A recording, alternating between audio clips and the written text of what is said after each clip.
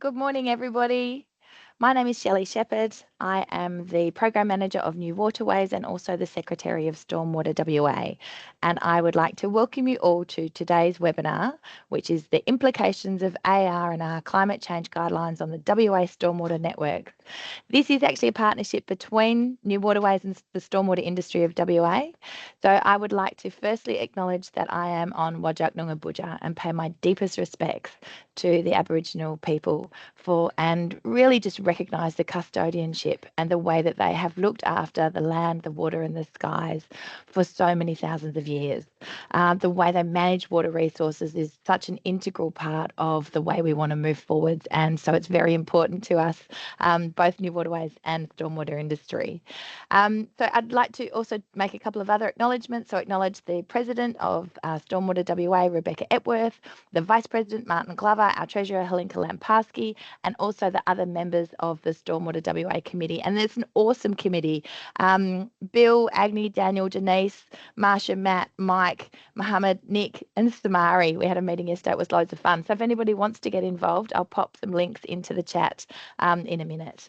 So I'd also like to acknowledge the New Waterways partners, the Department of Biodiversity, Conservation and Attraction, the Department of Planning, Lands and Heritage, the Department of Water and Environmental Regulation, the West Australian Local Government Association, Water Corporation, and the Urban Development Institute of WA. And also the members of our board, and I know that we've got a couple of those on today. Thanks, Emma Monk and Damien Postma, for joining today. So we've got an awesome presenter today. I'm very excited by this. If you have questions, please pop them into the Q&A. So there is a chat function up there. Please feel free to say hello to anybody that you can see there. If you would like to, pop on what country you're in or from, if you'd like to acknowledge anybody in the chat. But then if you do have questions, just stick them in the Q&A function, as we will be able to chat with Nick after the presentation. So we have loads of you registered today, which is really, really exciting. And I'd just now like to introduce Nick Deeks.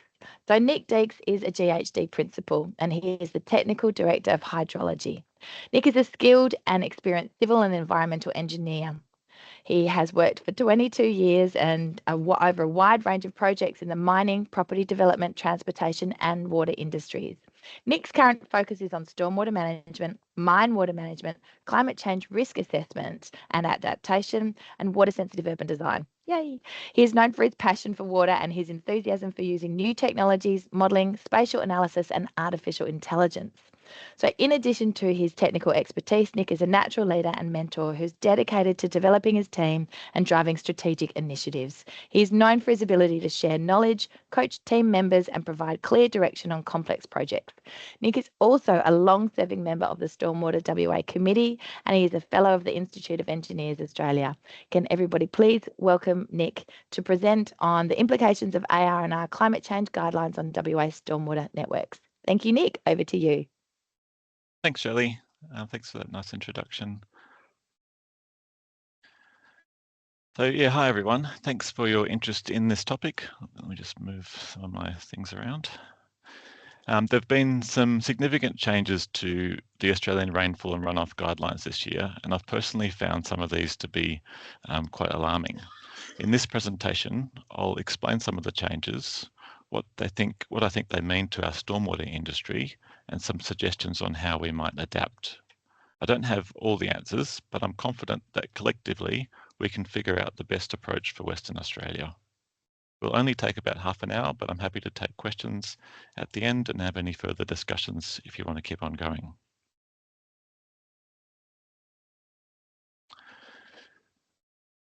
So thanks, Shelley, for your acknowledgement of country. I'd like to do the same, acknowledging the traditional owners of the land that I'm presenting to you from today, the Whadjuk Noongar people.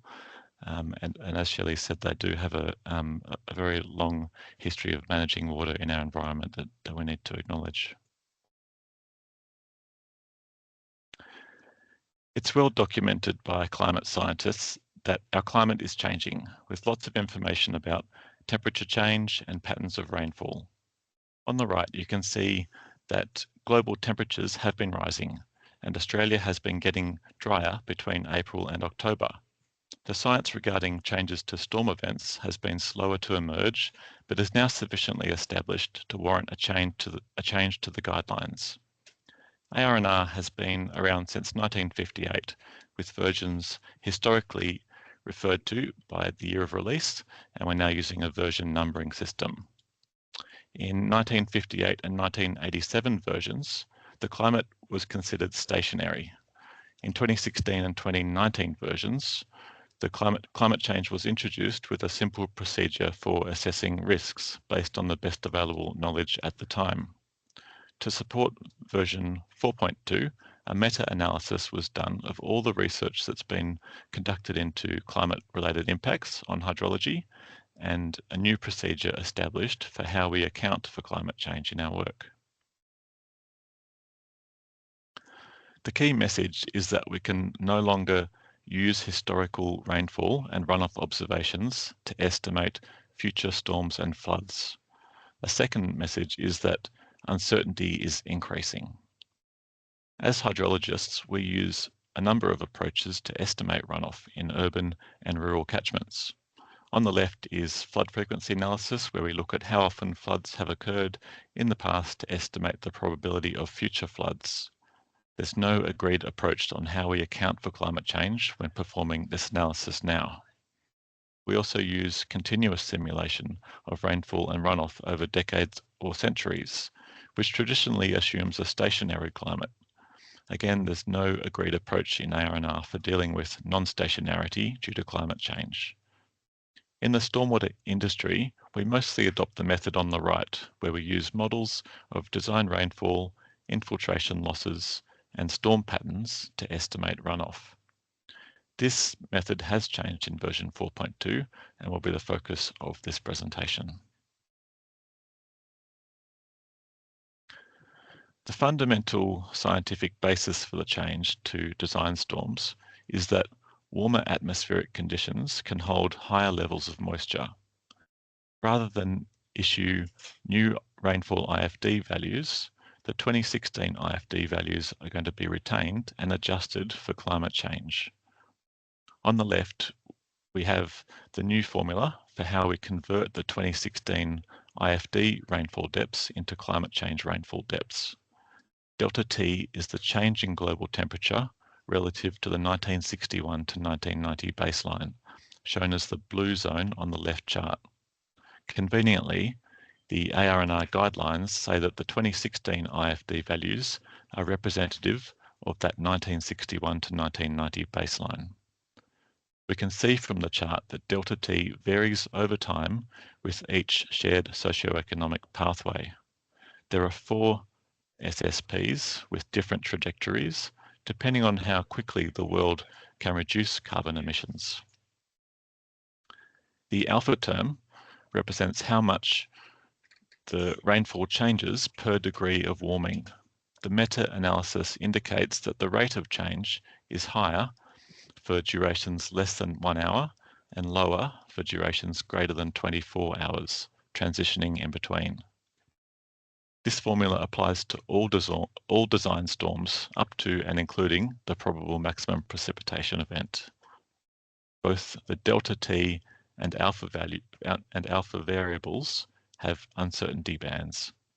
If we assume that the variables are independent and normally distributed, we can use a simplified error propagation variance formula from ARR&R Book 7 to estimate the uncertainty bands after they've gone through that equation. On the right, you can see that the rainfall change for a 1 hour storm with some very wide uncertainty bands after doing that calculation. Once you've done the calculation, the rainfall change factor is the same no matter where you are in the state or the country. It's the same across at all locations.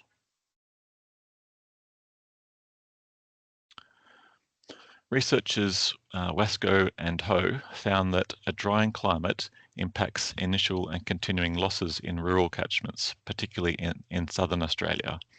Loss estimates follow the same formula as rainfall changes, where the original loss values are factored to obtain new estimates.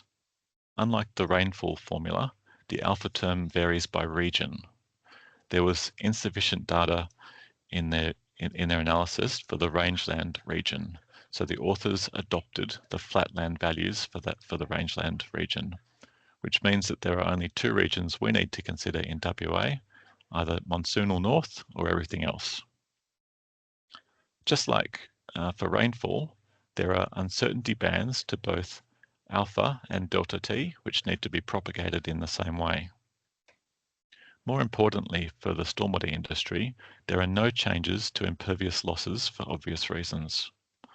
There's no new guidance on urban pervious losses, but I would suggest using existing methods and values, given we will probably continue to irrigate our urban parks and gardens, maintaining antecedent moisture conditions.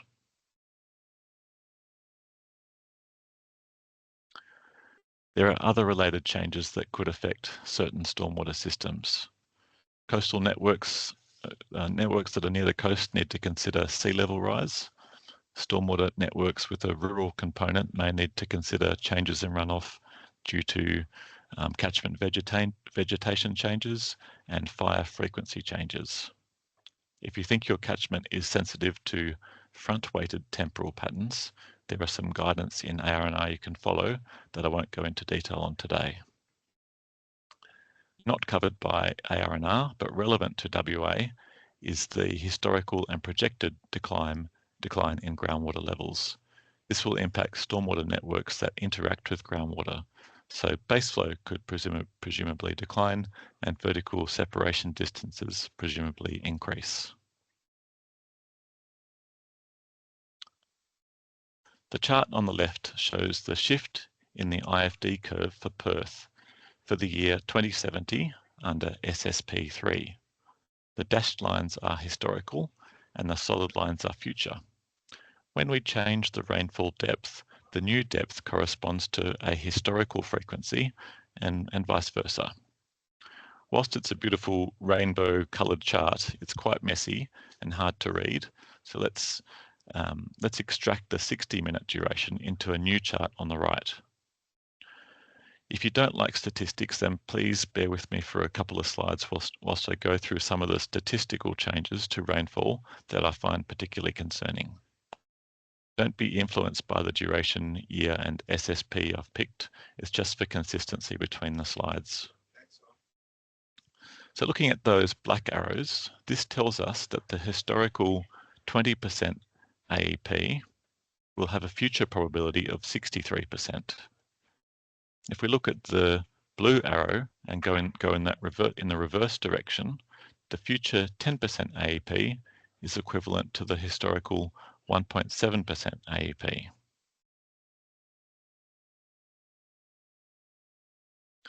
Another way to describe this is the storm frequency. The frequency of storm events is increasing. In Perth under SSP3, the historical 1 in 100 year 1 hour storm will have a frequency of 1 in 13 years in 2070. Out of interest, I ran these numbers for other capital cities and found a similar change. The chart on the left plots how many times a 1 in a 100 event in Perth will be exceeded over a 70-year design life. Historically, we have a 50% chance of one or more 1 in a 100-year events occurring. This increases to 89% under SSP1, the most optimistic climate change scenario, and 99.7% under SSP5. Under SSP5, you have a 50-50 chance of 5 1 in a 100 AEP events occurring over that design life. The magnitude of storm events is increasing. In Perth under SSP3, 2070's 1 in a 100 year 1 hour storm will have the same magnitude as the historical 1 in 620 year storm. Again, I ran the numbers for other capital cities, and with the exception of Sydney, which has, and they were generally quite consistent, with the exception of Sydney, which was about 1 in 1500 AEP. Using the same inputs as the previous slide, the 1 in 100 AEP storm is already bigger in 2024 than the historical 1 in 200 AEP storm, no matter which of those shared socioeconomic pathways you pick. I don't think there are many WA stormwater assets providing this level of service today. Toward the end of the century, the 1 in 100 AEP storm could be the same as the historical 1 in 2000 AEP storm under that worst case SSP5 scenario. So now let's look at spatial changes. In future, most of Australia is expected to get drier, particularly the southwest of WA. This map shows the climate shifting south over time, 45 years from now. Climate analogues can be useful in understanding that change. Analogues are where we translate the climate from one location to another. So if you look at Perth on the right-hand image, we will be in that dark green coloured band, which signifies annual rainfall of 500 to 600 millimetres. On the left-hand side, which is the historical rainfall, that band is associated with Jurien Bay. So in future, Perth annual rainfall could resemble the historical climate of Jurien Bay. Let's try and do the same thing for storm events. At a broad scale, the further north we go in WA, the higher the storm intensity. These maps are for rare 24-hour storm events. It's a bit harder to distinguish, but there's also a shift to the south for the 24-hour storm. In future, on the right-hand image, Perth could be in that green zone, receiving 170 mils in 24 hours. Historically, this only occurred on the south coast near Bremer Bay, near Harvey, or further north near Kalbarri. For rare 1 hour events, Perth is again in that green zone on the right-hand image, receiving 65 to 70 millimetres in 1 hour. Historically, we would need to go as far north as Carnarvon to receive that same intensity of rainfall. It's important to note at this point that climate scientists only give a medium confidence rating to these changes in the southwest of WA. They express a higher confidence in extreme event projections for the Pilbara and Kimberley.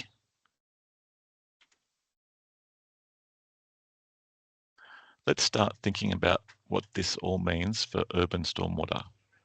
Consider the short term of 2030 and the long term of 2070 under SSP3 again. For short duration events, rainfall will increase 18% by 2030 and 42% by 2070. For long duration events, this is 10% and 21% respectively. We also need to think about those wide error bands with those projections. We know that the critical duration storm, the event that produces the highest rate of runoff, is short for small catchments and long for large catchments. If we overlay common stormwater infrastructure, we can see which assets are impacted by which duration. Infrastructure like stormwater inlets, tree pits, permeable paving, buffer strips, soak wells, curbs and crossovers are generally associated with short duration events and small catchments. Stormwater infrastructure associated with short duration events will therefore be at higher risk from climate change than things like basins and wetlands. Local collection, conveyance and treatment measures like pipes and swales also fall into this zone. Controversially, I've included roadways in the middle durations. We often don't think of these as stormwater infrastructure, but they play an important role in managing large and extreme events, and I think will be increasingly important for climate change resiliency. Bigger trunk drains and living streams are associated with the medium and longer durations. Please note these duration assignments are not definitive. There will be certain circumstances where curbs are fine for short duration events, but spill under long duration storms. So always use modelling to confirm the critical duration for each of your assets. I've been talking a lot about rainfall, but what does this mean for urban runoff? So using a theoretical 1 hectare impervious catchment in the drains model, I simulated historical and climate change storms for different urban areas across WA for 2 AEPs and 2 time horizons. The exercise is somewhat of a foregone conclusion, but it can be useful to address questions I get about differences between locations, differences between storm AEPs, and differences depending on the historical rainfall intensity that town received. Let's start with the year 2030, SSP3, and the 20% AEP storm shown in dark blue. Fitting a linear trend line to the data shows that future runoff is about 22% higher than historical runoff. If we do the same for 2030's 1% AEP storm in the green triangles, but the future runoff is about 19% higher than historical runoff. These numbers are not too dissimilar to the 18% change in rainfall that was used as an input into the models. As we saw on the previous slide, 18% was the change associated with short duration events. I think the reason the runoff change is slightly higher than the rainfall change is that 1 millimetre of initial loss is a higher proportion of the historical storm than of the future storm. Looking at the 2070 results in orange and light blue, we see that the change in runoff is similar to the change in rainfall, no matter which town or AEP we're looking at. Therefore, it's a reasonable rule of thumb to approximate runoff changes using rainfall changes for impervious catchments. In practice, if your existing stormwater network was designed with 10% spare capacity, by 2030 it will be about 8 to 10% undersized.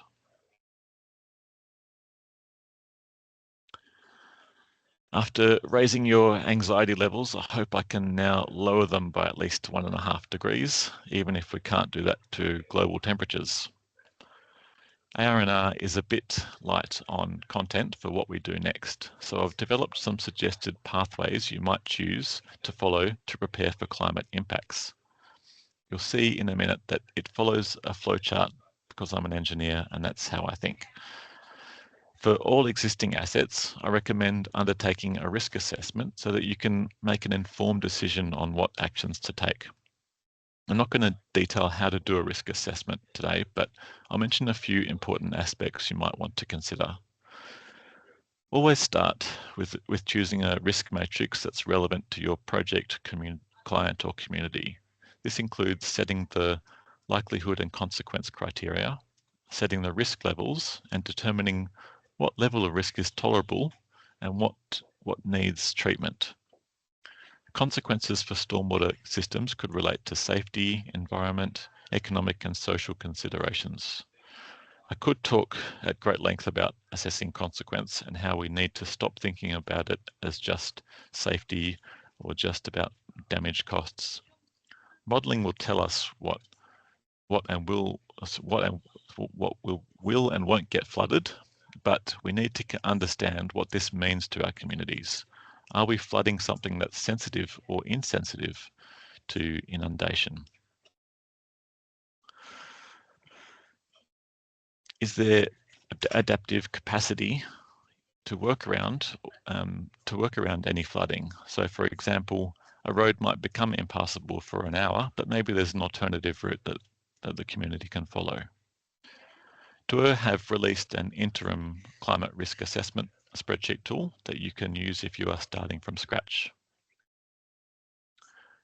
When assessing the likelihood, the DWER, sorry, just bring up the right pointer here.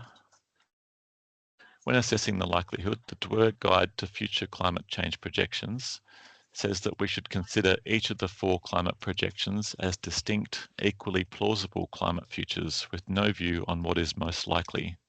This means you'll need to consider them equally for each of the AEPs you're investigating, hence that mess of squiggly lines. The risk assessments I've done recently have found that some assets are already climate ready or have an inbuilt level of resilience. Other assets can undergo a step change from being perfectly fine today to catastrophically hazardous tomorrow. Knowing which basket the asset falls into helps prioritize any climate change adaptation and investment. For existing assets with intolerable risks and for new assets, we need to understand the asset's owner's position on climate change and the objectives of the project. This can span from being climate ready at the top of the flowchart to a state of climate denial at the bottom. Whichever you choose, the next step is to establish the design criteria. This includes the size of the event you want to design, that is the AEP, for all scenarios. It could also include the SSP you're adopting and the asset design life. Some asset owners will want you to adopt a particular SSP. Others won't have a position, and so we'll need to consider all four future states as equally plausible. A climate-ready asset is simply designed for the future climate. Given the uncertainty levels and costs associated with taking this path, it shouldn't be the default position. For stormwater, we don't want to see oversized infrastructure consuming project budgets for a future climate that may not eventuate. A climate adaptable or climate resilient asset is a better choice. This asset needs to consider both the current and future climates. This is likely to be more cost effective and can help deal with the uncertainty. For want of a better term, the climate stationary pathway is how I would describe the viewpoint that the climate we have today won't change any further. This could be a valid path for assets that with a short design life. In this case, you would still need to account for the change in climate that has already occurred since the 1961 to 1990 baseline. The climate denial pathway is the only situation where we would adopt historical rainfall. It should generally be avoided. No matter which scenario or pathway you choose, we need to communicate the uncertainties with the climate projections and the residual risks. As a reminder, this isn't a published method, but something I've developed and found useful to fill a gap in those ARR&R guidelines.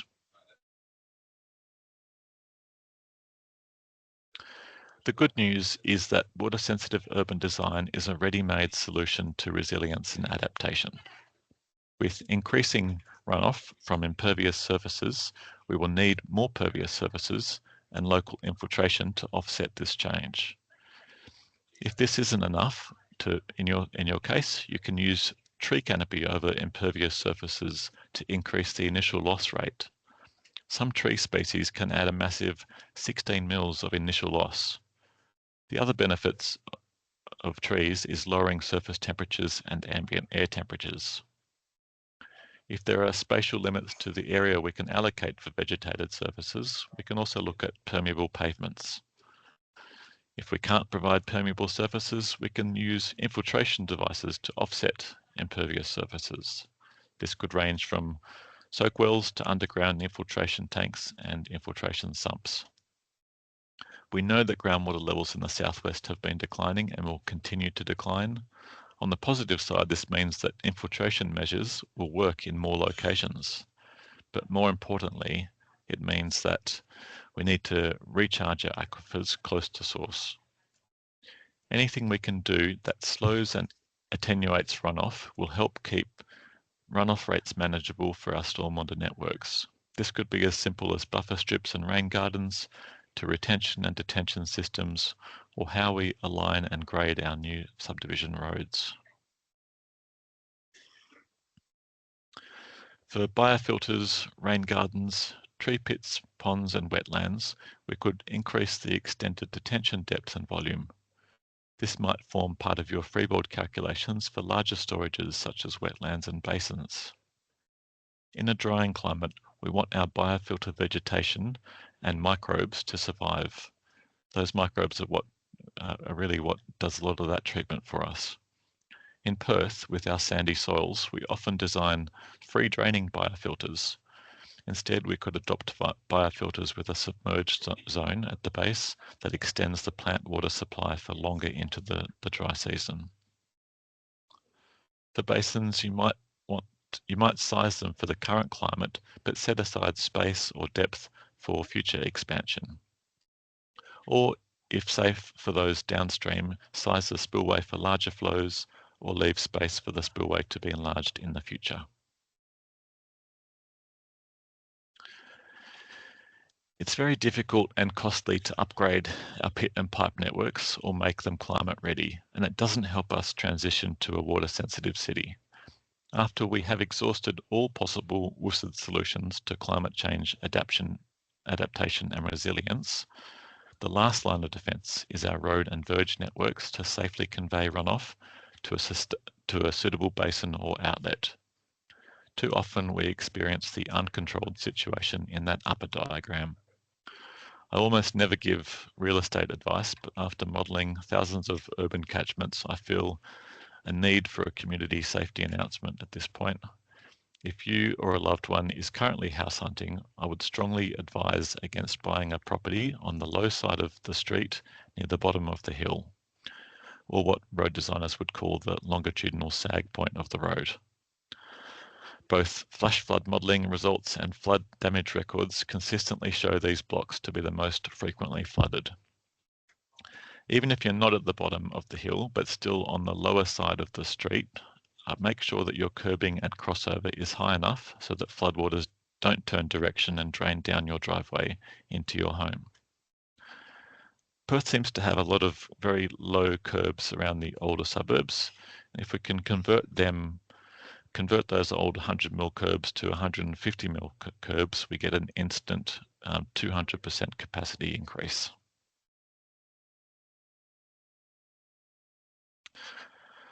I'd like to leave you with some homework.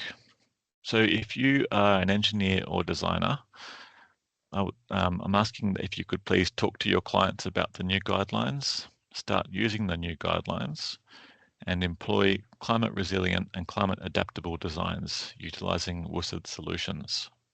If you are an asset owner, I'd recommend undertaking a risk assessment for existing assets. Any of those assets that are intolerable, then work out how you're going to manage those intolerable risks. And if you're getting new assets built, require that they are climate resilient or adaptable. For regulators and policymakers, I would also ask that you require new assets to be climate resilient or adaptable, and also not to demand climate ready solutions. As I said before, we don't want to over design our stormwater networks for something that might not eventuate. Planners, I'd ask that you incorporate new guidelines into the planning process if they're not there already, and embrace adaptive planning approaches. And everyone on that list, and anyone I've missed, let's collaborate our ideas, sharing our success stories, and sharing lessons learned so that our community is prepared for this uncertain future. Thanks again for your time and interest. I'm happy to take questions.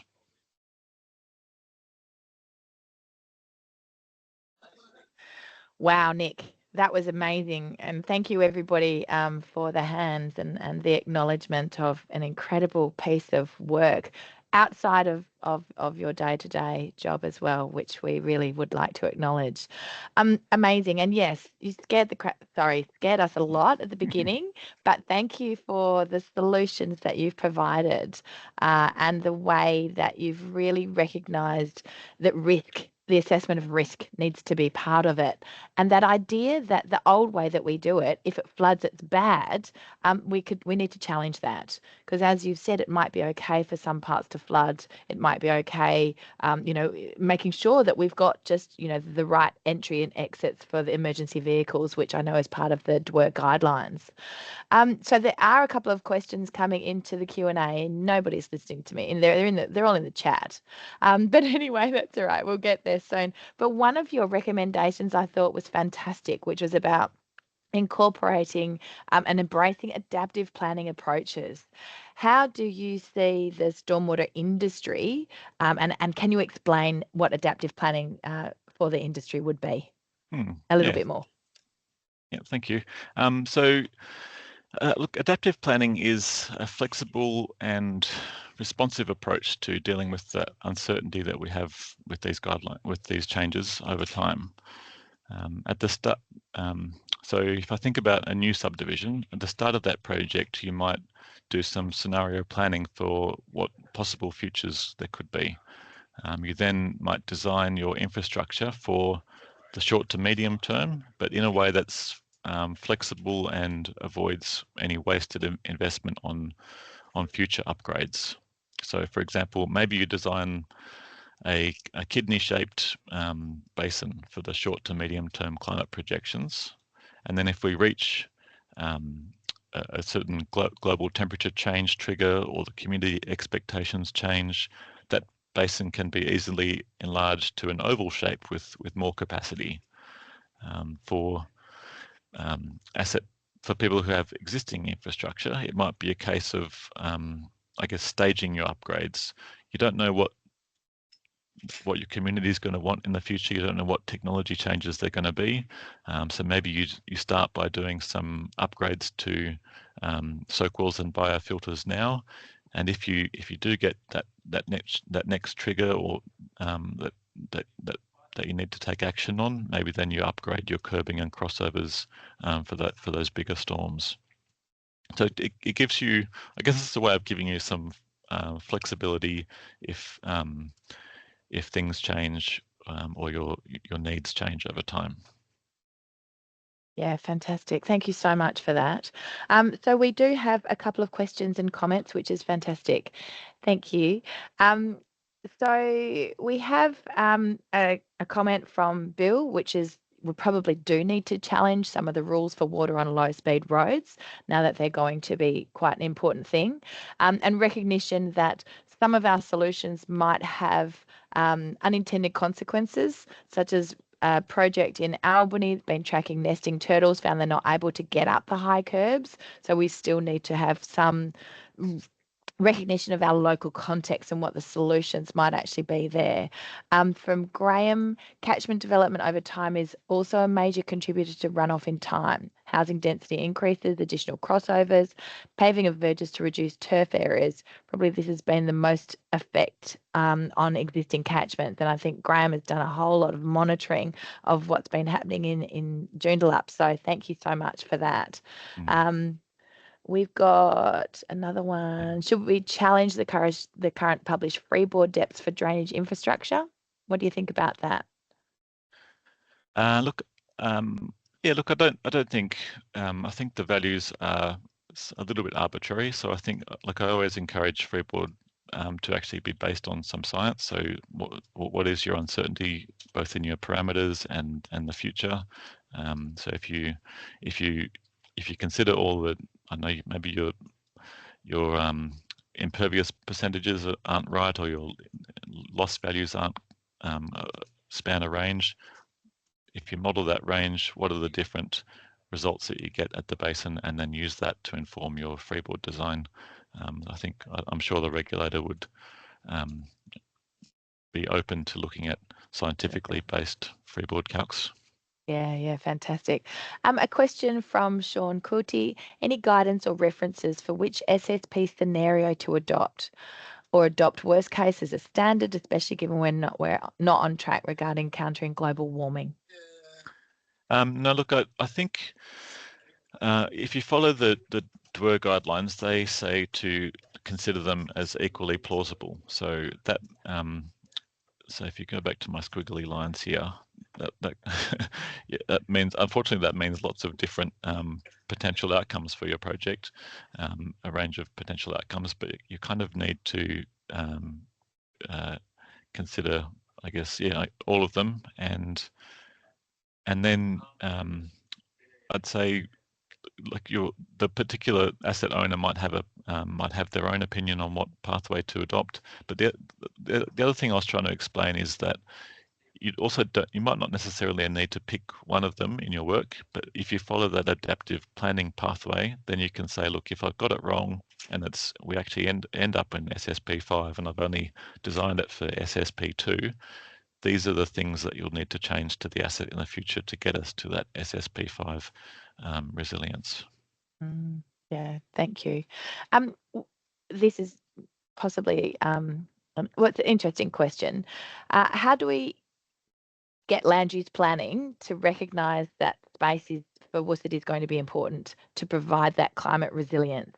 Do you have any tips for I guess the land use planning system?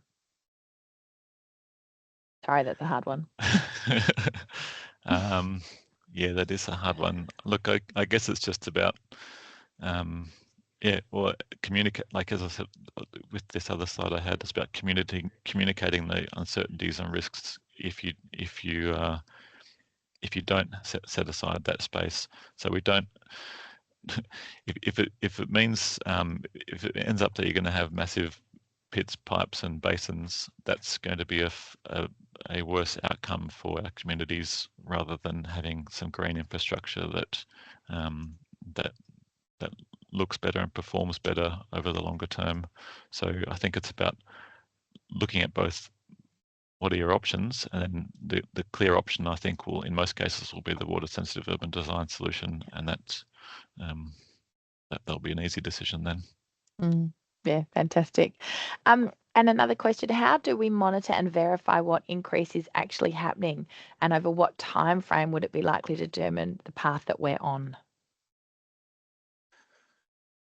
Yeah, so this is, I guess you can see in the grey bands on this slide what projections we've been following. So we're already sort of close to that 1 degree of warming, and you can get the global values are published on the IPCC website. You can see what those temperature changes are already. Those global temperature changes have already been recorded as. So look at, I think at the minimum we need to start looking at the 1.5 degrees quite seriously for the short and medium term planning, and then having strategies around our infrastructure for those longer term horizons. Yeah.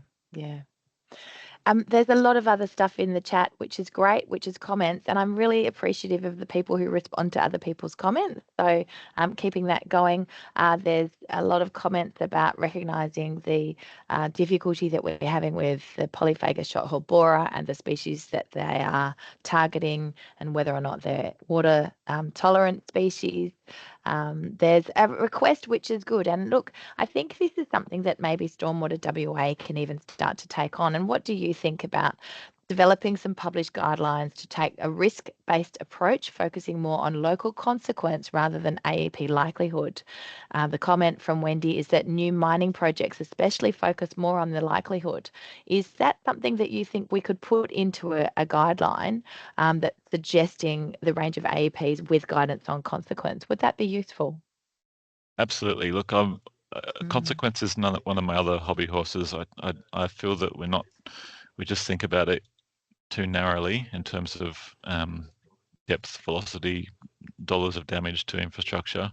We need to start thinking about this, how vulnerable our assets are. So it's not just about is it inundated, but can it bounce back? Is there a short-term workaround, like as I mentioned before, like maybe you just have to drive around the block another way to get to your house for 1 hour every 5 years? We need to sort of consider all those types of consequences before, rather than just the sort of basic depth velocity type results that we're getting from our models. Yeah, fantastic. Oh, look, I think that's a conversation that the whole industry definitely needs to have. And Graham said, I got the question wrong. It was more about rainfall monitoring rather than temperature monitoring. So, for example, practical rainfall design IFDs for use in design or flood investigations. Yeah, well, look, I guess I don't think it's I don't think it's happening for that purpose, but that would be quite useful because, as I said, there's less certainty, or that the climate scientists only give a medium certainty for the southwest of WA on these changes.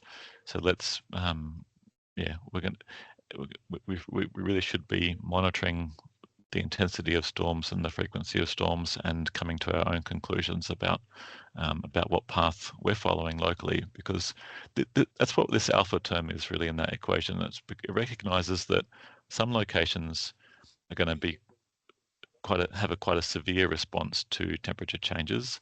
Others are going to have a muted response, and so that gets reflected in these uncertainty bands.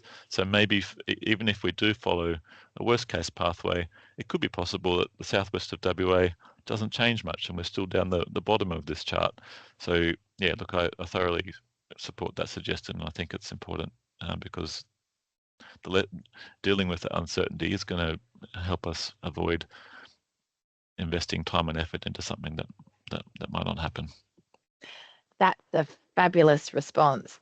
And I think it also supports the need for much greater local monitoring, such as the program that Graham runs, where he really does understand the rainfall falling across his whole local government area and can work out, yes, what sort of storm did I have, and then what was the impact on the infrastructure that I've got. And there's some great techniques and technology out there that everybody can adopt, which is much cheaper these days. So I don't have any final comments or questions in the chat. So if there's no more from anybody, although I don't know that Agni had his hand up, but that's gone down now. If there's nothing more from anybody, I want to say thank you so much for this presentation. You've highlighted and given us some evidence that everybody's been really seeking, and now we've got something to talk about. And I do think that the industry really does need to have a chat about what this means, because the knee-jerk reaction of just build it bigger, and we've seen that as a slogan, is not necessarily the right outcome that we're looking for. And as Emma said, it's lovely to see the recommendations to use nature. I did have one engineer say that they could never build anything as effective and efficient as what nature can. So the call to action there that everybody can see that Nick's popped up on the screen, I urge you all to start having these conversations, and Stormwater and New Waterways would love to facilitate as much as we can.